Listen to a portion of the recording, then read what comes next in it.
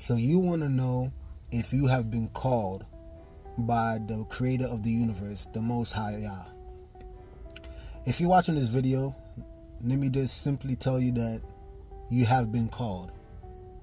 Now, this is not a joke. This is not a trick, answer.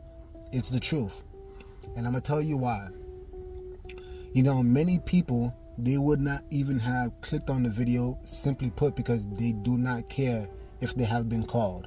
There are so many people, and I'm not only talking about atheists, I'm talking about even people that you would call church folk.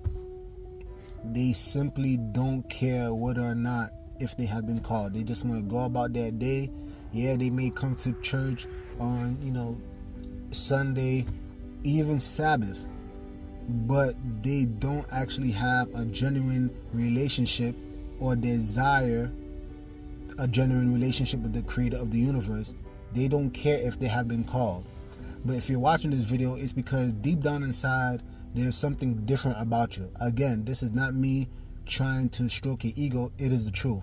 However, just because you are called, that is not the be all and end all of this spiritual journey. Let me explain. In Ephesians 4 verse 1, it says, I therefore, the prisoner of the master, beseech you that you walk worthy of the vocation wherewith you have been called. Okay, so let's break this down, right? This is why it's very important to know your word, because if you think that just because you have been called that you have somehow arrived, that is not the case. Yeshua, Jesus the Christ, right? He said it best. Many are called, but few are chosen, right? Jesus even gave a parable. It was like a king who was trying to have a wedding for his son. And he sent his servants out to, invite all those who were given the wedding invitation. And many people came up with excuses. They're like, I gotta go bury my father. I just did a bunch of excuses. And what's so crazy is that when they had reported back to the king, they said, the people are not coming. Think about that. The people that were actually given the invitation, they apparently life was too important. They had their own thing to do. They did not want to come. The master, the king, therefore said, you know what? How about you just take all the poor, the low folks in the highways and the byways and just bid them to come? Why is this important, y'all? This is important because first and foremost, you have to understand that if you have been called, it is a grace. It is purely by grace that you are even called to this very day, time, and hour to even serve the Most High. It truly is grace, because you originally were not even given the invitation. You see, there were many people in times past, right? Our ancient forefathers, the Hebrews, right? They were given the covenant of the Most High, and they spurned it, right? Through much murmuring and complaining, they ended up breaking covenant with the Most High because they wanted to serve all these other mighty ones. And here you are to prove that you have been called, right? To prove that you didn't truly deserve it. Which one of you was actually looking for the Most High? If you want to keep it a buck, none of us. We were all living our life. We were all just doing whatever the hell we wanted to do, going to parties, you know what I'm saying, drinking, smoking, whatever the case may be. But we certainly was not looking for the Most High. And if we were looking, it was very shallow. Again, we just wanted to, punch in our time and say we went to church every Sunday or every Sabbath, but you wasn't truly seeking the Most High. And then one day, out of nowhere, right, you have been called. And all of a sudden, you see the world a little bit differently. You hear things a little bit differently.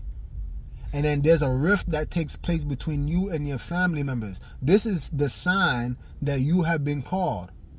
All of a sudden, the things that pertain to the Most High, matters much more deeply to you than it does for your family members, and a rift starts to take place, right?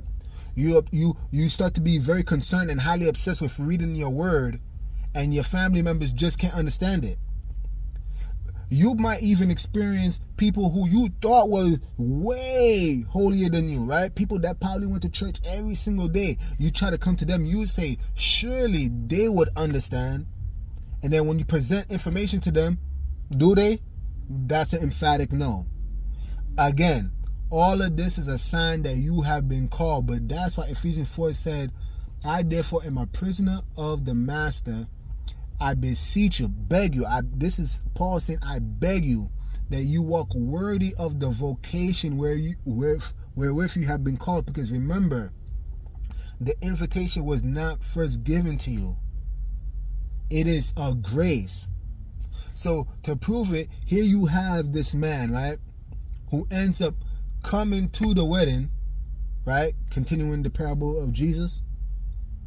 And the king looks at him and said, friend, where's your wedding garment? Right? Bunch of excuses. It goes to show you that just because you have been called, your salvation is not 100% secured. That doesn't give you an automatic pass into the kingdom. The man didn't have a wedding garment. He was kicked out. And that's an analogy that he's going to end up in the lake of fire, right? You have to walk worthy. There are many people today that have been called. They understand what they need to do. They know they need to die out to themselves. They know they have to walk in the law, statutes, and commandments of the Most High. They know they have to actually be a light the way Christ called them to be. And yet, till this day, do they actually walk as the light? No, they look just like the world. They talk just like the world. Their entertainment is within the world. You think such individuals are walking worthy of the vocation wherewith they have been called? That's a no. And I'm going to tell you why. Because here's the key with that verse, right? We've been talking about walking worthy, but the verse started off by saying this. I therefore am a prisoner of the Master, the creator of the universe, the Lord. I am a prisoner. That's the key. You see, a prisoner, his or her life, is totally done away with. They are told when to eat. They told when to drink. They told when they can use the bathroom. They told, you know what I'm saying, they have to walk in line to go from one room to the next. Their life is completely taken away. Are you a prisoner of the Master? Is your life 100% taken away? Have you died to yourself? You see, this is why the Bible speaks the way it does. All these accounts are saying the same exact thing. You need to die to yourself. You have to. Think about it this way, right? A plant, right, which starts off as a seed. How can it even bear fruit if it not first dies and gets buried underground? That is you. This is why Christ always says, you shall know them by their fruit. You shall know them by their fruit. You see, you are supposed to die to your old Adamic nature. But many people don't want to die. They still want to hold on to their own vain opinions. They still want to hold on to what mommy and daddy had told them. Even though, mind you, I said earlier in this video that when the Most High called you, he created that rift. Jesus himself said, I didn't come to bring peace, but a sword. To divide father from the son, mother against the daughter, father-in-law against the son-in-law, right? He came to bring a sword. He came to bring a divide because he know that not everybody can hear him. Only the sheep can hear his voice. You see, again, I'm bringing up all these different verses and they all saying the same thing. Here a little, there a little, line upon line, precept upon precept. They all say the same thing. You see, we are making it way too complicated. Yeah, you may have been called, But I beseech you, brethren, walk worthy of the vocation wherewith you have been called. It's not enough to be called. You have to die to yourself. Be a prisoner to the master. Be led by him. Be led by Jesus, the Christ. You have to die to yourself. Could you imagine? You had all these disciples, right? The apostles. They had lives. Think about it. Read the account. All the apostles, they had lives. And out of nowhere, Jesus Christ calls them, and what they do? Straightway, they just leave their occupations and follow this man. Think about that. This is the example that the apostles had laid before us. These guys were fishermen. Some of them were lawyers. Some of them tax collectors. And out of nowhere, just because they heard the voice, right? They were called. They dropped everything and followed this man. Which one of you are going to do that today? You see, I'm not trying to make this religious. I'm not saying you got to drop everything. Maybe the Most High didn't ask that of you. But what I am saying is that, are you prepared to lose your life in order to follow the master? You see, because when you could do that, when you could be a true prisoner of the master, when you could be a slave of righteousness, then that's when you actually walking worthy of the vocation wherewith you have been called. I hope I'm reaching someone today. I really do.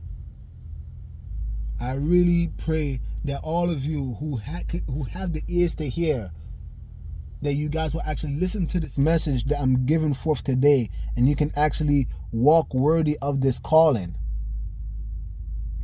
And I'm gonna just tell you right now, guys, you know, the day that you are called, the journey is going to be tough. It's designed that way. It's designed that way. Again, he didn't come to bring peace. Many people are thinking that serving Jesus is going to be this kumbaya, sweet passage into the kingdom. No, it's going to be tough. It's designed that way. He's trying to prove you. He's trying to test you. He's trying to test your resolve to see if you truly love him or not. But I guarantee you guys, I guarantee you, the same way the passage says you need to endure to the end. If you could just endure the ridicule, endure dying out to yourself, giving up your so-called passions, right? Your worldly desires. You may have wanted to do this job in times past, and now you got to give it up. It's tough. It's tough. But if you could do it for Christ's sake, you will make it into the kingdom. Again, I hope this message blesses y'all. With that being said, Nick over and out. The message sent. Jesus is King, y'all.